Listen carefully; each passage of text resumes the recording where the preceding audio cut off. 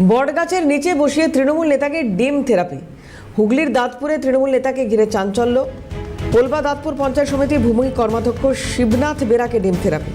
একাধিক দুর্নীতিমূলক কাজের সঙ্গে লিপ্ত থাকার অভিযোগ। একই সঙ্গে আরও এক তৃণমূল কর্মীকে ডিম ছোড়া হয়েছে বলে জানা যাচ্ছে। তৃণমূল বিধায়ক অসীমা পাত্রের ঘনিষ্ঠ বলে পরিচিত শিবনাথ বেরা দাঁতপুর থানার পুলিশ ঘটনাস্থলে পৌঁছে শিবনাথ বেরাকে উদ্ধার করে। কার্যকর্তারা আজকে ওখানে ছিলেন না। ওখানকার সারাউন্ডিং অঞ্চলের সমস্ত মানুষ যারা এই অবহেলা, এই বঞ্চনা, এই দুর্নীতির শিকার হয়েছেন, তারা প্রত্যেকে ওখানে হাজির ছিলেন। দেখুন, অভিযোগের তীর আমাদের দিকে নয়, এটা বলাটা ভুল হচ্ছে। অ্যাকচুয়ালি বিষয় হচ্ছে যে যেরকমভাবে এতদিনকার সমস্ত ঘটনা ঘটেছে, যে রকমের কি বলবো, দুর্নীতি আর বাদবাকি সমস্ত কিছু, টাকা পয়সা থেকে আরম্ভ করে সব কিছু, এটা জনতার রোষ। এটা মোটেই আমাদের দলীয়ভাবে কোনো বিষয় নেই, কারণ ওখানে কোনো ফ্ল্যাগ ধরে কোনো রকম কোনো কিছু হয়নি। জনতার রোষ, তীব্র রোষ।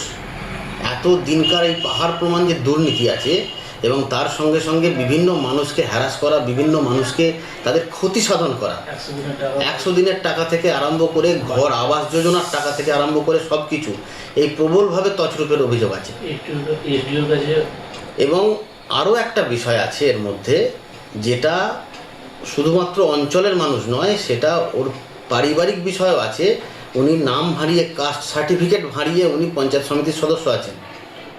এটাও ওই অভিযোগের মধ্যে আছে, আমরা খুব শীঘ্রই ফেলবো।